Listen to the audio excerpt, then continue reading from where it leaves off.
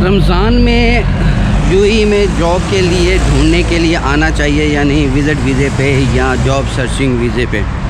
बहुत सारे मैसेज आए हैं, मैंने सोचा पूरी वीडियो बना दूं। देखें, आप रमज़ान के महीने में आएँ या किसी भी महीने में आएँ, किसी भी मौसम में आएँ, आपको जो मसाइल हैं वो फेस इक्वल करने पड़ेंगे। तो मैं अक्सर वीडियोज़ में कहता रहता हूँ अपने कि पूरा बंदोबस्त करके आएँ, तो फिर नीचे मैसेज आते हैं कि भाई बंदोबस्त करके तो आएँ, तो फिर जॉब ढूंढने क्यों आना है? अगर बंदोबस्त ही करना है तो फिर ढूंढने का क्या मकसद? देखें, मेरा मकसद होता है आप लोगों को सिर्फ गाइड करना कि आप पूरी प्लानिंग करके आएँ। अब आने से पहले आपने अगर 2 महीने के वीज़े पे आ रहे हैं आप, तो 2 महीने का आपके पास बजट होना चाहिए। उस बजट में आपने रहना है, खाना है, पीना है और ट्रांसपोर्टेशन है, और रिटर्न टिकट तो आपने लेके आनी है। अल्लाह करे आपको जॉब मिल जाए। अब आपके रहने का कम से कम अगर बेड स्पेस लेते हैं तो 400 दिरहम की आपको मिलेगी। 2 महीने की 800 बेड स्पेस होगी।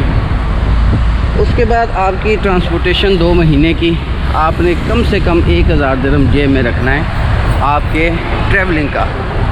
1800 दिरहम हो गया।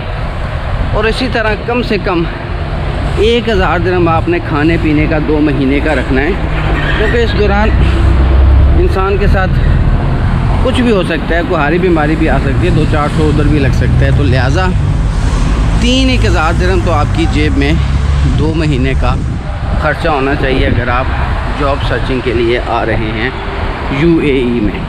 ठीक है, ये तो हो गया आपके एक्सपेंसेस 2 महीने की। इसमें आपने वीज़ा ले लिया, टिकट ले लिया, वो अलग एक्सपेंसेस हैं। अच्छा, उसके बाद यहाँ पर आपने आना है तो अपनी स्किल के हवाले से सर्च करके आएँ कि आपके अंदर किस चीज़ की स्किल्स हैं, आप कौन सी तालीम है आपके पास, कौन सी जॉब आपको मिल सकती है।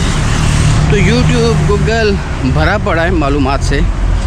अच्छी तरह सर्च करें एरियाज़ को, इलाके को, और हमेशा वहाँ पे रहना है जहाँ पे बस स्टॉप या ट्रेन का स्टेशन करीब हो।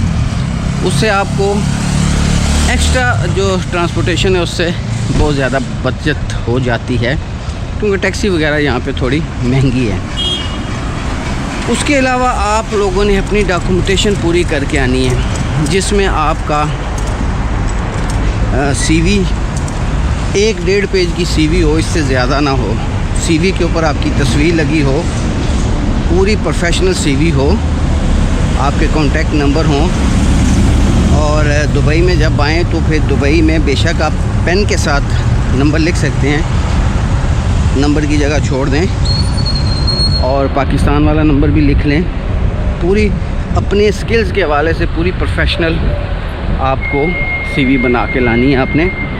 उसके अलावा आपने अपने सारे documents, passport, visa, front second page, शनाख्ती कार्ड के फ्रंट बैक साइड, तस्वीरें, अच्छी क्वालिटी की PDF फाइल बनवा कर आपने वो अपने मोबाइल में रख लेनी है, ताकि आप लोगों को यहाँ पर ये एक्स्ट्रा एक्सपेंसेस ना पे करने पड़ें। यहाँ हर चीज़ के आपने 1 रुपये के बदले, 1 दिरहम के बदले 70 रुपये देने हैं अपने मुल्क के, पाकिस्तान के।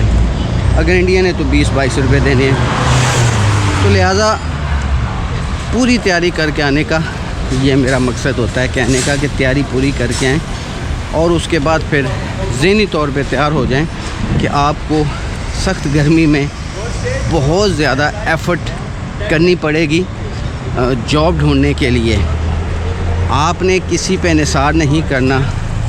अगर आपको कोई जॉब मिलती है तो उसके बाद अगर कोई कहता है कि ठीक है जी हमारे पास ट्रायल बेस पे आएँ, तो 2-4 दिन, हफ्ते से ज़्यादा ट्राई पे नहीं जाना, वरना यहाँ पे 2-2 महीने खा जाते हैं और फिर कहते हैं सॉरी आपका काम पसंद नहीं आया, और आपके पास वीज़ा भी ख़त्म हो जाता है। और लास्ट में अब थोड़ा सा विज़िट वीज़े के हवाले से रूल भी काफ़ी सख्त हो गया है। विज़िट वीज़ा एक्सटेंड भी नहीं हो रहा, हो भी जाए तो बहुत ज़्यादा महंगा होता है। 1 महीने का हो रहा है अभी। उसके अलावा अगर आप एक्सटेंड नहीं करते वीज़ा और ओवरस्टे होते हैं तो 6ठे दिन आपको ब्लैक लिस्ट भी किया जा सकता है। तो ये सारी चीज़ें दोस्तों देख भाल के समझ के फिर आप यूएई का रुख करें। बाकी दुआएं आपके साथ हैं, मुझे भी दुआओं में याद रखिएगा।